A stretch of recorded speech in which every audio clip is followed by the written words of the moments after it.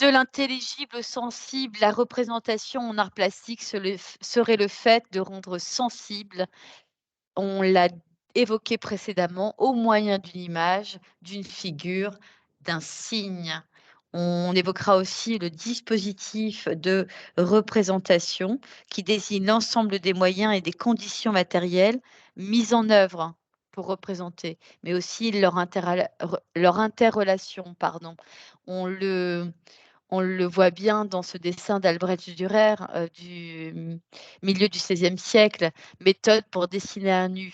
On a l'auteur, le dessinateur, le quadrillage qui est sur une surface dessiné sur une surface plane, le support du quadrillage sur un axe vertical et le modèle, derrière ce quadrillage. Le dessinateur a même une, mesure, un instrument de mesure pour pouvoir avoir des proportions, parfaites, hein. Son regard prend des points de repère sur le quadrillage qui est sur l'axe vertical, qui peut reporter sur le quadrillage qui est sur une surface plane. Ce dispositif est explicite dans ce dessin d'Albrecht Dürer, dans le rapport littéralement mis en scène entre la pose et le modèle, à travers le regard du dessinateur, la projection sur l'écran de la représentation et sa transcription sur le support quadrillé. La notion de dispositif est prégnante dans la photographie, définie par le rapport entre l'appareillage, le sujet, c'est-à-dire la scène, l'objet, le personnage et le regard. Chacun des éléments faisant partie du dispositif conditionne la représentation en la soumettant à des choix multiples dans lesquels se joue la dimension artistique. Et on rentre dans le vif du sujet, c'est-à-dire dans la ressemblance et ses codes, la relation au modèle ou aux références si vous préférez et l'écart avec la réalité. On va en parler en effet, l'écart dans le potentiel plastique, mais aussi sémantique et on va tout de suite, citer André Malraux, «L'œuvre surgit dans son temps et de son temps, mais elle devient œuvre d'art par ce qui lui échappe». Et oui, il y a ce que l'on voit et il y a, ce que l'on ne voit pas, ce qui va nous émouvoir, ce qui va nous toucher, nous choquer, nous interpeller, et ça, c'est quelque chose qui est prégnant dans une œuvre d'art, hein, et dans la représentation. Alors, dans, la notion de ressemblance, on pourrait se questionner sur le rapport d'une œuvre avec le réel, mais également la valeur expressive de l'écart en art, hein. Aussi, le rapport, des images artistiques avec, la fiction. Également la différence entre la ressemblance et la vraisemblance. Je vous montre une œuvre dès à présent, de, Fabien Merel. Hem, les œuvres des artistes ne sont pas de simples images, ni de simples objets. On ne découvre pas leur sens à partir seulement de ce que l'on croit reconnaître. Il faut appréhender une œuvre d'art, outre ses références culturelles et historiques et ses constituants plastiques, c'est-à-dire à travers sa composition, sa forme, sa couleur, ses matériaux, ses matières, la lumière, le corps, le support, l'espace, le temps, au regard de notre sensibilité, en tentant d'exprimer ce qui nous échappe, nous parle, nous choque et nous touche. Cette œuvre de Fabien Merel, elle représente donc, des mains, qui nous font voyager déjà à travers le temps et à travers les peintures rupestres, il y a à peu près 30 000 années, elles nous font, voyager, à travers, le temps. C'est-à-dire que Fabien Merel, il communique, énormément entre le monde de l'enfance et le monde, de l'adulte. On a donc des mains, qui, sont des mains d'enfants, heu, peintes avec un pigment bleu, on dirait du bleu de Prusse, et puis on a ensuite, ce dessin, qui, est un dessin au crayon d'une paire de mains qui paraît être une paire de mains d'adulte qui entoure, ces mains d'enfant. Il y a quelque chose, dans cette simplicité de très émouvant, parce qu'on pressent en effet que ces mains, sont les mêmes.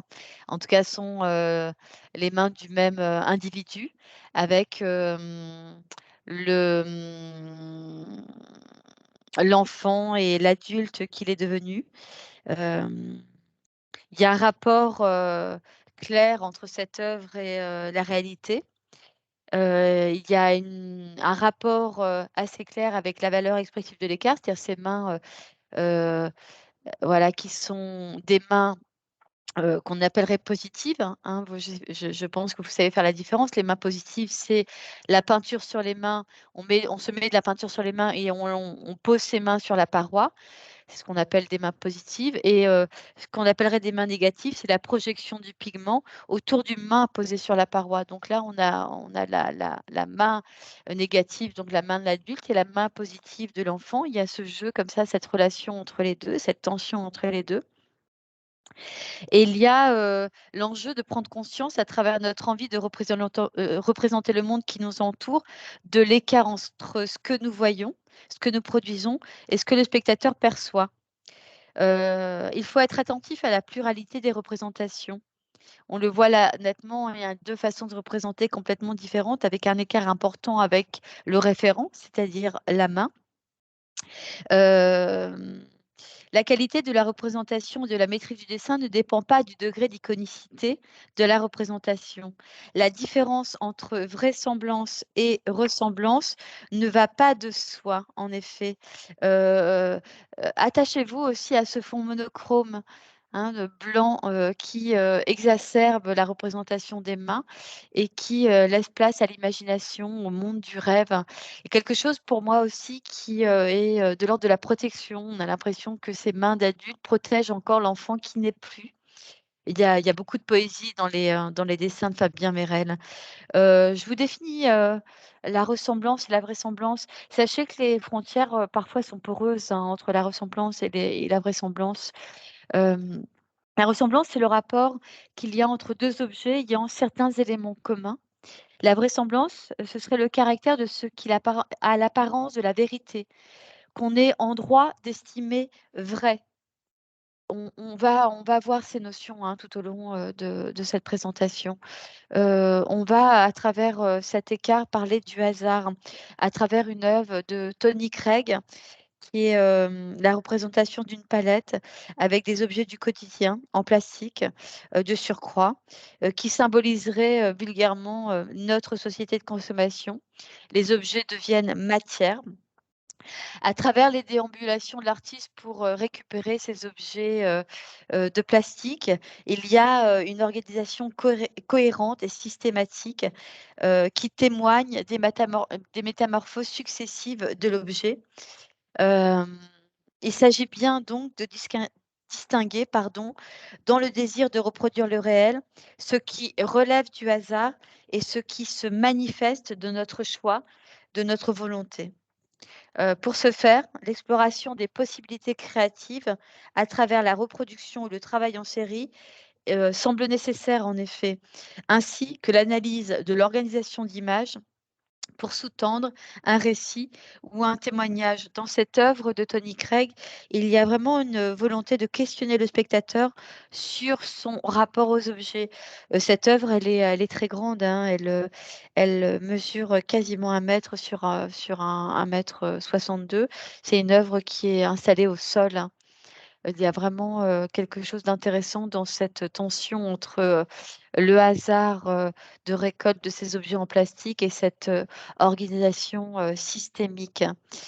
Hem, on continue, heu, on continue avec cette idée, du rapport entre, la réalité et la perception, d'une image artistique et notamment, le réel présent, c'est-à-dire l'image vraie qui est observée, interprétée, déformée, comparée, vraie, hein, qui s'attacherait à une certaine vérité. L'image de la réalité n'est pas la réalité. L'image relève des intentions d'un auteur et s'adresse à un public visé. On le pressent déjà, hein, à travers les images que l'on vient de voir, d'exploiter, d'analyser.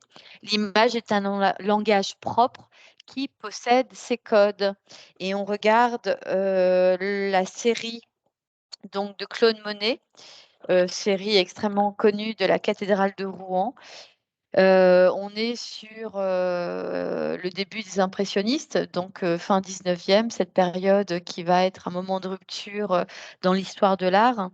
Je rappelle que l'appareil photographie, a été inventé, c'est important de le souligner, début 19e et qu'il est, popularisé donc en cette fin de siècle. Il va apporter aussi un regard différent, des artistes sur le monde qui les entoure puisqu'on va pouvoir, photographier, le modèle, le référent de façon, très, précise. Donc ça a bouleversé la façon de regarder le monde pour les artistes. On est aussi, dans l'invention, du tube de peinture et ça va être, aussi un moment de rupture puisque les artistes vont pouvoir, sortir de leur atelier, aller en extérieur avec leur chevalet, leurs petites sacoches remplies de tubes de peinture et de pinceaux. Et ça va, bouleverser, leur regard puisqu'ils vont s'apercevoir que la lumière interfère sur le modèle, sur les référents et que selon, les heures de la journée, selon les saisons, le modèle, heu, n'est pas le même. La vision, du référent est complètement, bouleversée, complètement modifiée, déformée et ça, c'est quelque chose que vont exploiter, les impressionnistes, le travail, de la lumière.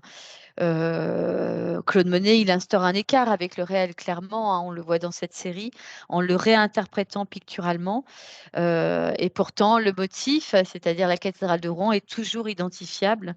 Il pose,